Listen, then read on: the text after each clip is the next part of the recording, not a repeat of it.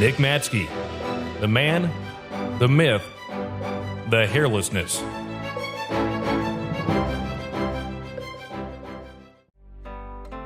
Who knew that this Midwestern farm boy would grow up to be the iconic legend he is today?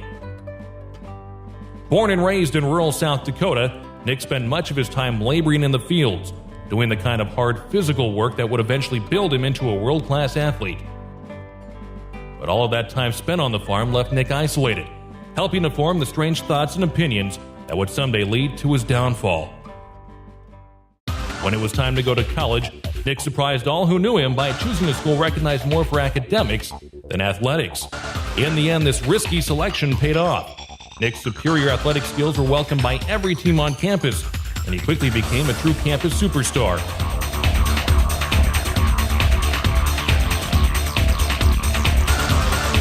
Many believed he would become the next professional multi-sport athlete, but then tragedy struck.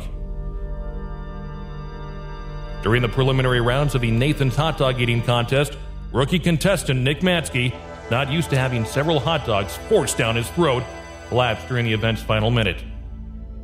When he awoke in the hospital a few days later, what he learned would shatter his world forever. He had suffered a broken esophagus. After a long recovery, Nick attempted a comeback, but was never quite the same. Play smart, Matzke. Get back on D. Hustle.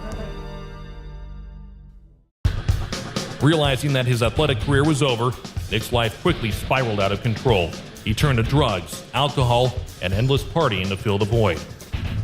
In his substance-induced haze, he began dressing in women's clothing and having intimate relationships with men, until finally he hit rock bottom.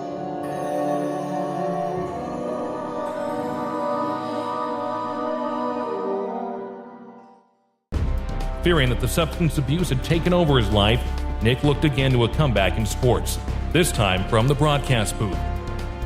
He started calling a few games in college, which eventually blossomed into a promising career. Not only did Nick excel at sports broadcasting, he also drew large audiences with his opinion-driven radio shows. His controversial Midwestern views both resonated with audiences and offended them. This will be the only time I'll ever discuss sex with any of my daughters, ever. Yes. You're going on the pill at 16. Shove them off to their mom. I don't want to ever hear about it again. Yes. Yes. As far as I know, you'll be a virgin till the day you die. Even if you have kids, you've never had sex. Still a virgin. Some believe he did it just for the ratings. But those who knew him say he formed those opinions, those strange, world-altering opinions, during those lonely days on the farm. And finally, one day, he took it too far. Nazism will rule. As long as everybody does what I say, I'll be happy. Scandal rocked his career, and once again Nick was at a crossroads.